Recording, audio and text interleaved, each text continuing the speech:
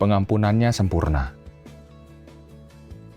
Pada suatu pagi, Maria Magdalena, Maria Ibu Yakobus, dan Salome pergi ke makam Tuhan Yesus. Mereka berencana untuk merempah-rempahi mayat Yesus. Tapi di perjalanan mereka baru sadar, ini siapa yang mau bukain batu yang gede itu, makam itu, batu yang besar, siapa yang mau geser? Tapi sambil mereka berjalan, mereka mendekati makam itu dan mereka ngelihat, loh, kok batu yang sangat besar itu udah terguling. Dan mereka lebih terkejut lagi, ada malaikat yang ngomong sama mereka. Ya, malaikat itu kasih pesan. Pesannya tercatat di Markus 16 ayat 7. Tetapi sekarang pergilah, katakanlah kepada murid-muridnya dan kepada Petrus, ia mendahului kamu ke Galilea. Di sana kamu akan melihat dia, seperti yang sudah dikatakannya kepada kamu. Pesan malaikat ini jadi menarik karena ada menimbulkan suatu pertanyaan. Kenapa harus dipisahin murid-murid dan Petrus?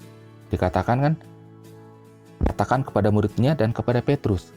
Kan Petrus muridnya juga, kenapa harus dipisahin? Ya, jadi dari pesan malaikat ini mengingatkan kita bahwa beberapa hari sebelumnya Petrus menyangkal Tuhan Yesus sampai 3 kali, dan itu meninggalkan penyesalan yang sangat dalam hati Petrus. Ya, dikatakan di Markus 14 ayat 72, dan pada saat itu berkokoklah ayam untuk kedua kalinya.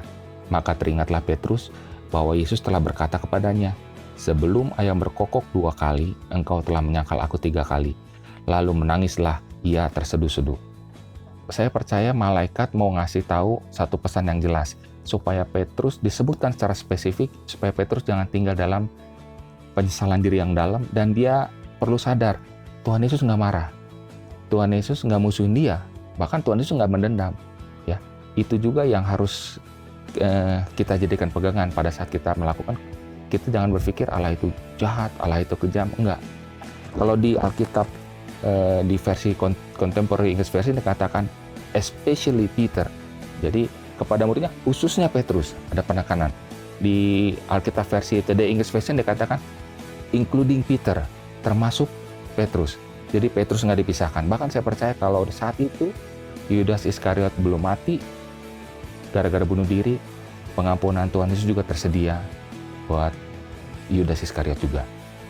Ya, melalui renungan ini saya mau ajak kita semua bahwa yakin hari ini dan seterusnya kasih Allah sempurna, pengampunannya sempurna.